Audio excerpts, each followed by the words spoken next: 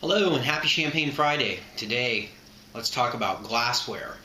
It's a subject that comes up a lot, especially at the big tastings that we do each year in October with all the producers, because I oftentimes get a little grief from some of our customers for using a standard wine glass. This right here is the Riedel Vinum Chianti glass.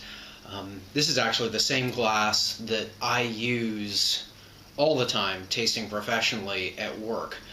Although it doesn't make the bubbles look pretty because it's pretty wide at the bottom, it does have a big enough opening for me to get my schnoz into, and it pours the wine in a wide enough stream over my tongue for me to taste it. I think that this is the best glass for tasting champagne. But there's a difference, I think, between tasting it and drinking it, and experiencing it over the course of time. At home, the glass that I like to use the most is the Riedel Sommelier Vintage Champagne. This is a giant version of the Riedel Vinum, which is machine blown. So this is the mouth blown one, this is the machine blown one. These are really, really expensive, but I love how it's basically a regular wine glass that comes to a point to make the bubbles look prettier.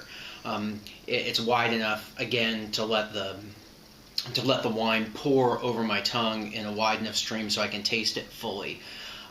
The Prestige, the mouth blown ones are very well done as well, and I think both very recommendable glasses. One of the glasses that I have at home in my collection is Cinnamon's, and this is a Baccarat flute. While this is one of the ones that makes the champagne look the prettiest, I think the extremely narrow opening makes it a lot more difficult to smell the wine properly and pours in too thin of a stream over the tongue. The same thing can be said for the Riedel Overture, which again, even narrower still.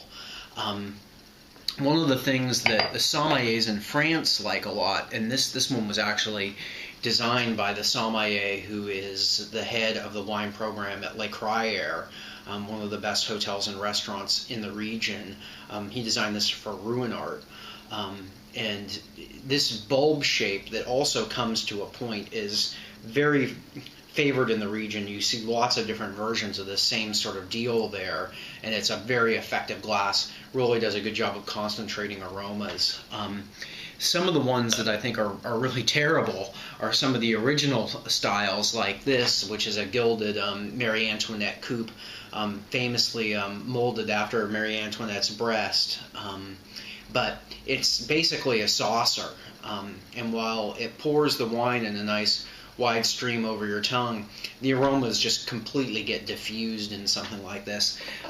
One of the ones that, in the same design, this is one that has a hollow stem, and these were actually illegal for a while in the US because, you know, restaurants before high-powered dishwashers couldn't get them clean.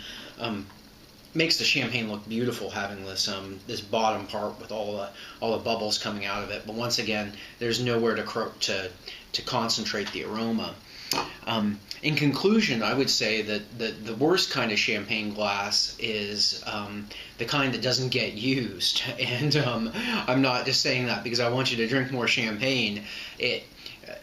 Some of the most disappointing experiences that I've had having brought a good bottle over to someone's house is when they get out their beautiful stemware that is from their wedding but too precious for them to use, and then they think, oh, I've got a special bottle, we're going to break it out, and they're dusty, and you can't smell the wine, and you know they got a little bit of kitchen grease on them. So I think the main thing is to have a clean vessel, whatever it is.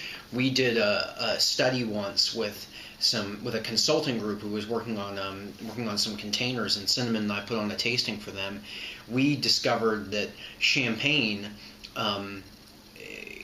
tastes pretty good out of a paper cup, especially when you compare it to other wines, since the carbon dioxide itself has quite a bit of an effect of getting the aromas to you. It makes the vessel a little less important. So, in conclusion, drink up out of whatever you've got. Happy Champagne Friday.